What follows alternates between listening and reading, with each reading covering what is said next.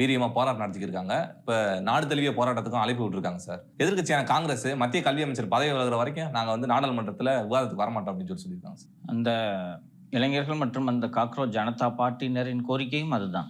ராஜினாமா பண்றது வரைக்கும் எங்களது போராட்டத்தை நாங்கள் விலக்கிக் கொள்ள மாட்டோம் என்று அவர்கள் சொல்கிறார்கள். சரிப்பா, இது இந்த போராடுற சிஜேபி அண்ட் இளைஞர்களோட கோரிக்கை.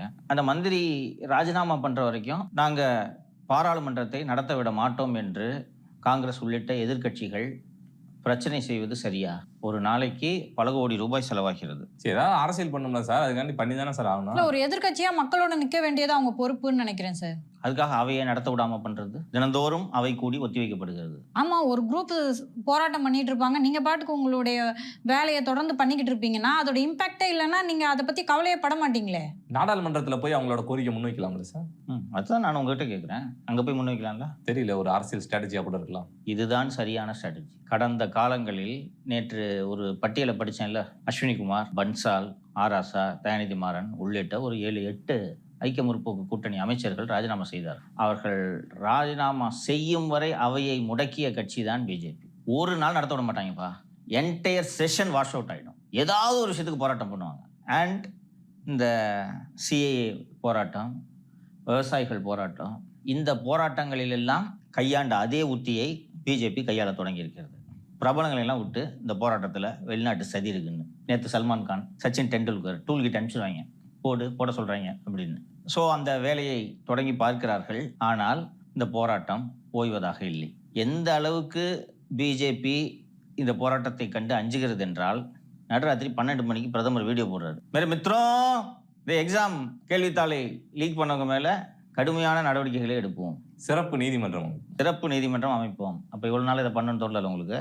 ஸோ நள்ளிரவில் வீடியோ போட்டதன் மூலமாக உங்கள் பலவீனத்தை வெளிப்படுத்தி விட்டீர்கள். இது எப்படி எதிர்க்கட்சிகள் விடும்? ஒரு தலை உருள்றது தப்பு இல்லைன்ற. தர்மேந்திர பிரதானா விட்டா வேற உங்களுக்கு மந்திரி ஆகிறதுக்கு ஆளே இல்லையா? எம்பியே இல்லையா? காவு கொடுக்க மாட்டேன்ட்டு பிடிவாதம் பிடிச்சிங்கன்னா அனுபவி, அவ்வளோதான். அடுத்த ஆண்டு தொடக்கத்தில் இந்தியாவின் மிகப்பெரிய மாநிலமான உத்தரப்பிரதேச சட்டப்பேரவை தேர்தல் வருகிறது. இதை அடுத்த ஆண்டு சட்டப்பேரவை தேர்தல் வரை இழுத்து கொண்டு போகும் வல்லமை எதிர்க்கட்சிகளுக்கு உண்டு. மாணவர்கள் அந்த அளவுக்கு வீரியமா இருக்காங்க. அங்க போய் ஆரம்பிப்பாங்க, வேலை வாய்ப்பு இல்லை. இன்னைக்கு வெறும் எக்ஸாம் இஷ்யூஸ் மட்டும் இல்லை, ஒரு பென்டப் ஆங்கர். நம்மளே பார்க்குறோம், இன்ஜினியரிங்கு ப்ரொஃபஷனல் டிகிரி முடிச்ச எவ்வளோ பேருப்பா ஜொமேட்டோ ஜெஃப்டோ ஓட்டுறாங்க தெரியல உனக்கு? ஓட்டுறோம் கேட்டால் இன்ஜினியர்ன்றான். என்னையா அது ஓட்டுறேன்னா வேற என்ன சார் பண்ண சொல்கிறீங்க? ஏதாவது நானே ஓட்டுறேன் சார், எவ்வளோ நேரம் வேணாலும் ஓட்டுவேன், நான் ஓட்டி சம்பாரிச்சுக்கிறேன். அப்போது அவன் ஒரு கனவோட தானே இன்ஜினியரிங் படிச்சிருப்பான். அந்த கோபம் எல்லாம் சேர்ந்து வெளிப்படுகிறது. கடந்த 15 ஆண்டுகளில் இந்தியாவை வல்லரசாக்குகிறோம், எத்தனையோ $1 பில்லியன் பொருளாதாரம், உலக நாடுகள் நம்மை கண்டு அஞ்சும் என்றெல்லாம் உருட்டினீர்கள். எந்த நாடும் உங்களை பார்த்து அந்த உலக நாடுகள் அஞ்சுகிறதா இல்லையான்றதை விட்டுருவோம். முதல்ல எனக்கு வேலையே கூடிய ஒரு எக்ஸாமை ஒழுங்காக நடத்துறதுக்கு துப்பு இல்லை. இவர் வந்து உலக நாடுகள்லாம் அச்சுறுத்துறாரு. அவர் அந்த லெவல் தானே இன்னைக்கு போயிடுச்சு. ஸோ மோடி மாயை மங்கத் தொடங்கி விட்டது என்பதுதான் உண்மை. நான் நேற்றே குறிப்பிட்டது போல 2014 8-9 வயசு இருந்த பையன்களுக்கெல்லாம் இன்னைக்கு 18-19 வயசு, எல்லாம் காலேஜ் முடிச்ச பசங்க. அவங்ககிட்ட போய் மோடின்னா போடின்றுவாங்க. அதனால அந்த சாம் எடுபடலை. அண்ட் 2010 அந்த ஐக்கிய முற்போக்கு கூட்டணியில் இருந்த அந்த ஊழல்களை சுட்டி காட்டித்தான் நீங்கள் ஆட்சிக்கு வந்து 15 ஆண்டுகளாக உட்கார்ந்து கொண்டிருக்கிறீர்கள். ஆனால் நீங்கள் எந்த தீர்வையும் தரவில்லை. எளிமையாக சொன்னால் வாயில் வடை சுட்டு கொண்டிருந்திருக்கிறீர்கள் இந்த 15 ஆண்டுகளாக என்பதை இந்த இளைஞர்கள் புரிந்து கொண்டு வீதிகளில் இறங்கிவிட்டார்கள். எதிர்க்கட்சிகள் நமக்கு உயிரூட்டுறதுக்குன்னே இந்த இளைஞர்கள்லாம் போராட்டத்தில் இறங்கியிருக்காங்க. கப்புன்னு பிடிச்சிட்டு கூடவே போய் உட்காந்துட்டாங்க. அதான் ஸ்மார்ட்னஸ். புரியுதா? தம்பி சொல்றது மாதிரி சரிப்பா நம்ம கோரிக்கையை பாராளுமன்றத்தில் எழுப்புவோம் அப்படின்னா நைட்டு மினிட்ல வீடியோ போட்ட மாதிரி உள்ள ஏதாவது ஒன்று உருட்டிட்டு பிரதமர் ஓடிடுவார். இன்னொன்று அந்த 12 மணி வீடியோ பார்த்துட்டு எதிர்க்கட்சிகள் கண்டுபிடிச்சிருவாங்க. ரைட்டு, தலை 12 மணிக்கு வீடியோ போடுதுன்னா பயந்துச்சுன்னு அர்த்தம். அதான் சார், இப்ப திரு தர்மேந்திர பிரதான் ராஜினாமா பண்ணலன்னா பிரதமரோட ராஜினாமா கேட்போம்னு சொல்றாரு. அப்படின்னா இந்த சிஜேபி பார்ட்டியோட தலைவர் திப்கே சொல்லியிருக்காரு, தர்மேந்திர பிரதானோட போயிடும், இல்லைன்னா பிரதமர் ராஜினாமா பண்ணணும்னு கேட்போம், பார்த்து பண்ணிங்கன்ட்டாங்க. ஸோ தேவர் ஸ்மெல்ட் பிளட். இன்னைக்கு பிஜேபி வேற அமைச்சரவையில் கூட்டத்தை வேற கூட்டியிருக்காங்க. ஸோ நாங்கள் வேகமாக நடவடிக்கை எடுப்போம்னு சொல்றது, உயர்கல்வித்துறை செயலாளரை மாற்றியது, விரைவு நீதிமன்றங்கள் அமைப்போன்னு சொல்றதே இந்த பசங்களை பார்த்து பயப்படுறீங்கன்னு அர்த்தம். இவர்களும் விடுவதாக இல்லை. ஸோ ஒரு நல்ல டெவலப்மெண்ட்டாக நான் எதிர்பார்க்குறேன். அவ்வளோதான். சரிங்க சார், டெல்லியில் நடக்கிற போராட்டத்தை பற்றி பேசிட்டோம். கடந்த 5 வருஷமா ஒரு போராட்டத்தில் கூட வந்து பங்கேற்காத நடிகர்கள்லாம் நேற்று வந்து தன்னெழுச்சியாக முன் வந்து போராட்டம் நடத்துறாங்களே சார். இதுக்கு முன்னாடி போராட்டத்தில் 5 ஆண்டுகளாக பங்கேற்று இருந்தா படம் ரிலீஸ் ஆகுது, தேட்டர் கிடைக்காது, நீ இப்போ ஏற்பாடு பண்ணுவியா? வெற்றிமாறன் எனக்கு மிகவும் பிடித்த இயக்குனர், எனது நண்பர். போனோன்னா 1 மணி நேரம் 2 மணி நேரம் உட்காந்து ஊர் ஞாபகம் பூரா பேசிக்கிட்டு இருப்போம். அந்த அளவுக்கு நண்பர். இருந்தாலும் இந்த வெற்றிமாறன் ஏன் 5 ஆண்டுகள் மௌனியாக இருந்தார்? நீட்டாக ஒழிக்கணும், ரைட்டு, அது உங்கள் கோரிக்கை. நான் அதில் உடன்படலைன்னா சாத்தியம் இல்லைன்னு நான் நம்புகிறேன். ஓகேவா? இந்தியாவில் எல்லா மாநிலங்களும் ஒப்புக்கொண்ட ஒரு தேர்வை தமிழகம் மட்டும் எங்களுக்கு விதிவிலக்கு என்று கேட்பதில் நியாயம் இல்லை. இதற்கு முன்பு ஒரே கையெழுத்து போட்டு நீட்டை ரத்து செய்வோம் என்று அதிகாரமே இல்லாமல் ஒரு பச்சை பொய்யை சொன்ன ஒரு ஃப்ராடு கூட்டம் 5 வருஷமா ஆட்சி பண்ணிட்டு இருந்துச்சு. அந்த 5 ஆண்டுகளில் நீட் தொடர்பான தற்கொலைகள் நடக்கவில்லையா? நடந்துச்சுல்ல? அப்போது நேற்று மேடை ஏறி முழங்கிய இந்த திரையுலக பிரபலங்கள் ஃப்ராடுகார பசங்களா, கையெழுத்து போட்டு ரத்து பண்ணுவேன்னு சொல்லிட்டு ஆட்சிக்கு வந்தீங்களே, எங்கேயா ரத்து பண்ணீங்க? உங்க ஆட்சியில இல்லாத போது கூட அவங்கள கை நீட்டி கேள்வி கேட்க பயப்படுறாங்க சார் என்று இவர்கள் கேள்வியை எழுப்பியிருக்க வேண்டுமா இல்லையா? அதான் அமீர் அவர்கள்லாம் பேசுறாரு மேடையில். அமீர் மற்றும் வரேன், இது பொறுமையா பைய ஒன்று போவோம். ஏன் வெற்றிமாறன் பேசவில்லை என்றால் விடுதலை 1 மற்றும் 2 வந்திருக்காது. 2 திரைப்படங்களையும் வெளியிட்டது யார்? Red giant. அதனால தான் நீங்கள் பேசலைன்னு நான் சொல்கிறேன். உங்கள்கிட்ட பதில் இருக்கா? 27லேருந்து நீட்டு வரப்போது நீங்கள் போராட்டம் பண்ணுறீங்கன்னா நான் புரிஞ்சுக்கிறேன், ரைட்டியா? எந்த கவர்மெண்ட்டாக இருந்தால் என்ன?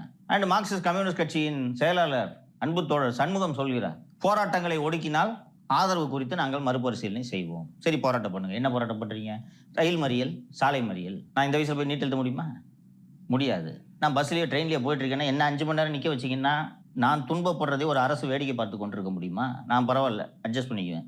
வயதானவர்கள், பெண்கள் பயணம் பண்ணுறாங்கல்ல, பொது போக்குவரத்தில் பயணம் பண்ணுறவங்க ஏழைங்க தானே. நீங்கள் ரோட்டை மறிச்சிட்டு உட்காருவீங்க, கலெக்டர் ஆஃபீஸை முற்றுகையிட்டு போவீங்க. இது ஒரு அரசு போய் முற்றுகையிடுங்கப்பா, போய் உள்ளே போய் பயில கீழே கொளுத்துங்க என்று வேடிக்கை பார்த்து கொண்டிருக்க முடியுமா? லா அண்ட் ஆர்டர், பப்ளிக் ஆர்டரை மெயின்டைன் பண்ண வேண்டியது ஒரு அரசின் தலையாய கடமை. நான் இந்த அரசிடம் இந்த நேரத்தில் ஒரு கோரிக்கையை வைக்க விரும்புகிறேன். டெல்லியில் ஜந்தர் மந்தர்ன்றது போராட்டத்துக்கென்றே இருக்கக்கூடிய நிரந்தரமான இடம். யார் வேணாலும் ஒரு அனுமதி வாங்கிக்கிட்டு போய் போராட்டம் நடத்தலாம், கூடிக்கலாம். டாய்லெட் ஃபெசிலிட்டிலாம் எல்லாம் அரேஞ்ச் பண்ணியிருக்காங்க. இங்கே ஒரு கணிசமான கூட்டம் சேர்வதற்கு அங்கே இடம் இருக்கு. சென்னையில் இது போன்ற இடம் எங்கேயும் இல்லை. வள்ளுவர் கோட்டம் சார் மெரினா சின்ன இடமா? வர மெரினா அது ரொம்ப பெருசுப்பா. ராஜரத்னம் ஸ்டேடியம் இடம் ஓரளவுக்கு பெருசாக இருக்கும். அங்கேயும் அதிக கூட்டம் சேர்ந்தால் போக்குவரத்துக்கு சிக்கலாகிவிடும். எத்ராஜ் காலேஜ் எதிரே ஒரு சாலை போகிறது, இந்த இபி ஆஃபீஸோட பின்புறம் வரும். அந்த இடத்தில் அனுமதி கொடுத்து கொண்டிருந்தார்கள். அதுபோல ஏதாவது ஒரு இடத்தை தேர்ந்தெடுத்து, அல்லது ஊருக்கு ஒதுக்குப்புறமாக ஒரு இடம், ஆம்ஸ்ட்ராங் அண்ணனுக்கு சமாதி கொடுத்தீங்களா அது மாதிரி ஒரு இடம், புத்தேரி கித்தேரின்னு இடத்தை ஒதுக்கி கொடுங்கள். இது தேவையும் கூட. ஸோ தோழர் சண்முகம் சொல்லுகிறார் அல்லவா, போராட்டத்தை ஒடுக்கக்கூடாதுன்னு. ஓரமாக போய் போராட்டம் நடத்துங்க, யாருமே ஒடுக்க மாட்டாங்க. ஏனென்றால் நீங்கள் நடத்தும் போராட்டத்துக்கும் தமிழகத்துக்கும் சம்மந்தம் இல்லை. ஏன் இப்படி நான் சொல்கிறேன் என்றால், தமிழ்நாடு அரசு என்ன சார் பண்ண முடியும்?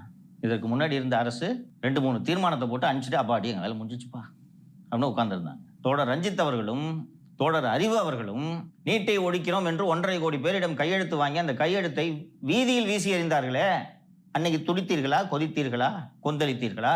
இன்னைக்கு வந்து நீங்க நீட்டை ரத்து பண்ணுங்க, நாங்க போராட்டம் நடத்துவோம், ஒடுக்குகிறார்கள் இந்த போராட்டத்தை என்று பேசுகிறீர்களே, என்னையா ஒடுக்குனாங்க உங்களை? திமுக ஆட்சியில் இப்படி மேடை போட்டு பேசிருக்க முடியுமா உங்களால? இந்த ரஞ்சித்தை பார்த்து நான் உனக்கு கேட்கிறேன், ஆம்ஸ்ட்ராங் உடலை சென்னையில புதைக்க முடிஞ்சா உங்களால? கத்தி கூச்சிங்க, அதோட அமைதி ஆயிட்டாரு. சொல்லுங்க மாலதி, நான் உள்ள இருந்தேன், நீங்க தான் வெளில இருந்தீங்க. ஏன் அவ்வளவு தூரத்தில் கொண்டு போய் வச்சிருக்கீங்க? 3/4 நாள் ஆயிடுது போயிட்டு வர்றதுக்கு, ரோடே இல்லை. அன்னைக்கு அந்த அரசை ஏன் சார் கண்டிக்கல? 2 தடவை சிபிஐக்கு போக கூடாதுன்னு சொல்லிட்டு உச்சநீதிமன்றத்துக்கு போனாங்களே தமிழக அரசு, அன்னைக்கு நீங்க இந்த போராட்டத்தை பண்ணிருக்கணும்ல. எதற்காக ஆம்ஸ்ட்ராங் வழக்கை சிபிஐக்கு மாற்றக்கூடாது என்று இந்த அரசு மேல்முறையீடு செய்கிறதுன்னு அன்னைக்கு வள்ளுவர் கோட்டத்தில் ஆர்ப்பாட்டம் நடத்த அனுமதி கேட்டீங்களா? நீலம் பண்பாட்டு மையத்தின் சார்பிலேயே ஏன் கேட்கவில்லை? தலித்துகள் மீதான கொடுமைகள் இன்னும் தொடர்கின்றன, அது 75 வருஷமா தொடருது, அதனால இனியும் தொடர வேண்டும் என்று நான் சொல்லவில்லை. திமுக ஆட்சியில் தலித்துகளுக்கு நடந்த கொடுமைகளுக்கு எதிராக இதே அளவுக்கு கொதித்தீர்களா என்று தான் நான் கேட்கிறேன். 8 அமைச்சர்கள் தலித் அமைச்சர்களா இருக்காங்க. வன்னி அரசை விட்டுருங்க, அவர் சரியா பண்ணிட்டு இருக்காரு. மற்ற 7 அமைச்சர்கள், ராஜ்மோகன்லாம் தலித்தானே எங்களுக்கு தெரியாது, எழும்பூர்ல அவர் இந்த மாதிரி வேட்பாளராக நிறுத்தும் போது தான் தலித்துன்னு தெரியும், வேற என்ன பேசியிருக்காரு? ஸோ இவங்கெல்லாம் நீங்கள் ரெப்ரசன்டேட்டிவாக சொல்கிறீங்க, தலித்து ஆக்டிவிஸ்ட் அவங்க கிடையாது, அதனால நீங்கள் இவங்களை அமைச்சர்களாக ஆக்குனாலும் எங்களுக்கு அதை பற்றி கவலை கிடையாதுன்றார். சாதிகளை கடந்து தலித்துகள் வெடித்து வளர்ந்து சாதி அடையாளங்களை புறந்தள்ளி வளர்வதை விட அம்பேத்கரின் கனவு வேறு என்னவாக இருக்க போகிறது? எனக்கும் ராஜ்மோகன் அவர்கள் தலித் என்பது தெரியாது, தெரிந்தும் அதனால் ஒன்றும் இல்லை. ஏன் நீ தலித் இவ்வளவு நாளா தலித் பிரச்சனை ஏன் பேசல என்று நீங்கள் கேட்பது நியாயமற்ற கேள்வி. தலித் உரிமைகளுக்காக பேசுவதற்கென்றே நீங்கள் ஒரு இயக்கம் நடத்துகிறீர்கள், நீங்கள் பேசுங்கள். அவன் ஏன் பேசவில்லை, இவன் ஏன் பேசவில்லை, அவன் ஏன் பேசவில்லைன்னா அதுக்கு தான் சமூக நீதித்துறை என்று ஒரு துறையை போட்டு அதற்கென்று ஒரு அமைச்சரை வைத்திருக்கிறார்கள். அவர் பேசட்டுமே, நீங்கள் ஆசான் என்று அழைப்பவர் பேசட்டுமே. அவங்க தலித்துக்காக தானே கட்சியை நடத்துறாங்க. ராஜ்மோகன் சினிமா ஆக்டரை பார்த்து கட்சியில சேர்ந்தவர், கரெக்டா? அவர் தலித் போற இல்லையா? அப்போ உங்களோட நோக்கம் வம்பு பண்றது. இவன் ஏன் பேசல? அவன் ஏன் பேசல? தாவேக அரசுக்கு ஒரு பெருமை இருக்குல்ல, 8 தலித்துக்களை அமைச்சராக்கியிருக்காங்க. இதெல்லாம் ஜஸ்ட் ரெப்ரசன்டேட்டிவ்ங்க. இது பெரிய மாற்றமாவோ புரட்சியாவோ நான் பார்க்கலன்றாரு. பார்க்காதீங்க, நான் பார்க்குறேங்க, மக்கள் பார்க்குறாங்க. சமூக நீதிக்காக தொடங்கிய இயக்கம் திராவிடர் கழகம், திராவிட முன்னேற்ற கழகம்.